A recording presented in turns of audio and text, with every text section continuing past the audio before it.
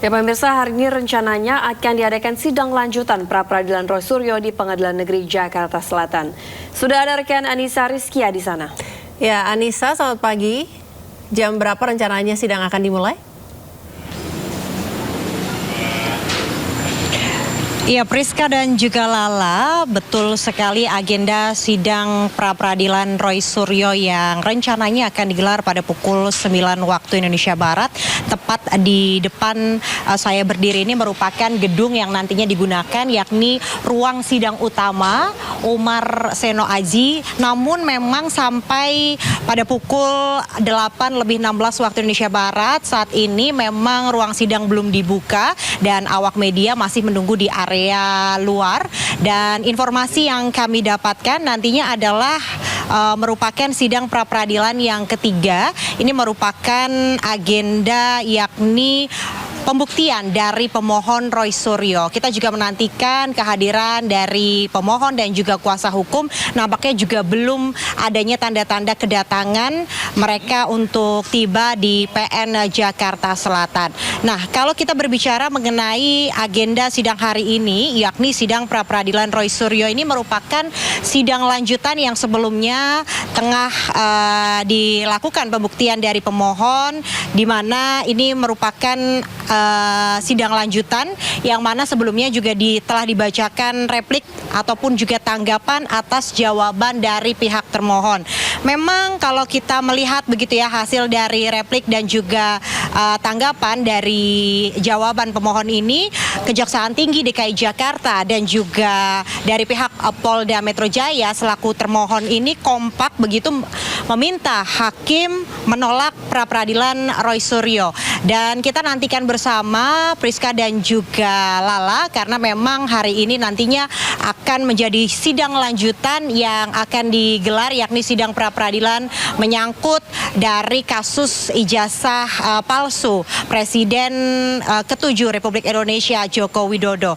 Dan informasi yang kami dapatkan dari pengacara Joko Widodo, Yakub Hasibuan, menyatakan bahwa kliennya Jokowi ini akan hadir langsung rencananya ke ruang sidang, yakni pada tahap pembuktian pada kasus ini, yakni pencemaran nama baik dengan terdakwa Dr. Tifa dan juga Roy Suryo. Kita nantikan bersama bagaimana kelanjutan jalannya sidang pra-peradilan yang akan digelar pada hari ini di Pengadilan Negeri Jakarta Selatan. Untuk sementara saya kembalikan kepada Priska dan juga Lala yang ada di studio. Ya, terima kasih Anissa Rizkia melaporkan langsung dari PN Jakarta Selatan. Selamat bertugas kembali.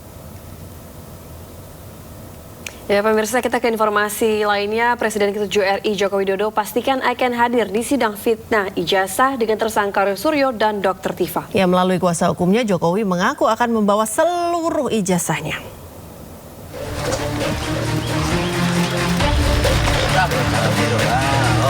Kuasa hukum Joko Widodo Yakub Hasibuan mendatangi kediaman Jokowi di Sumber, Solo, Jawa Tengah untuk berdiskusi mengenai perkembangan kasus fitnah ijazah. Yakub mengungkap kepastian Presiden ke-7 Joko Widodo akan hadir langsung di sidang. Jokowi akan hadir di sidang di tahap pembuktian pencemaran nama baik dengan tersangka Roy Suryo dan Dr. Tifa. Jokowi juga memastikan akan membawa serta seluruh ijazahnya. Jadi kita update kira-kira timeline seperti apa, persiapan untuk Pak Jokowi kan ingin hadir nanti di persidangan untuk membawa ijazah-ijazah dari SD, SMP, dan ijazah yang sudah disita SMA dan UGM. Jadi hanya sharing-sharing, update-update perkembangan, dan tentunya sampai hari ini Pak Jokowi juga masih firm bahwa beliau akan hadir di persidangan. Jadi meskipun sudah memastikan hadir, namun waktu pasti akan bergantung pada pengaturan dari Majelis Hakim dan Penuntut Umum. Dari Solo, Jawa Tengah, Septiantoro, iNews melaporkan.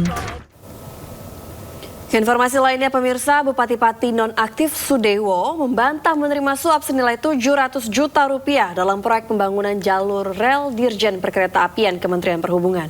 Sementara JPU membeberkan fakta baru mengenai adanya dugaan aliran dana korupsi ke Gus Miftah.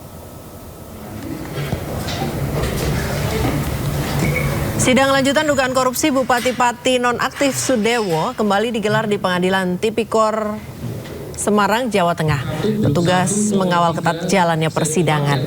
Sidang beragendakan keterangan saksi dari pihak jaksa penuntut umum. Dalam sidang, salah satu saksi mengungkap adanya dugaan aliran dana korupsi ke Gus Miftah. Sementara itu Sudewo membantah menerima suap sebesar 700 juta rupiah.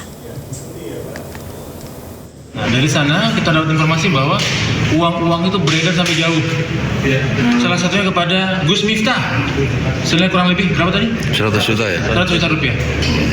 Semoga jadi catatan kita semua bahwa uangnya mengalir sampai jauh. Terkait tindakan apa yang kami lakukan, kami belum bisa memutuskan hari ini, kami akan lapor ke pimpinan. Menyanggah bahwa Pak Doroke tidak pernah menerima uang 721 juta dari Pak Bernard, artinya saya juga tidak pernah menerima uang itu. Menteri Pertahanan Syafri Syamsuddin mengumpulkan para pejabat negara yang masuk dalam Satuan Tugas Penertiban Kawasan Hutan Satgas PKH.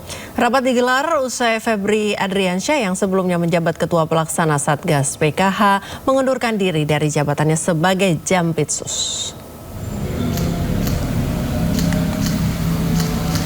Rapat digelar tertutup di Kementerian Pertahanan Jakarta Pusat dan dihadiri sejumlah pejabat, antara lain Panglima TNI Jenderal Agus Subianto, Jaksa Agung ST Burhanuddin, serta Kepala BPKP Muhammad Yusuf Ateh.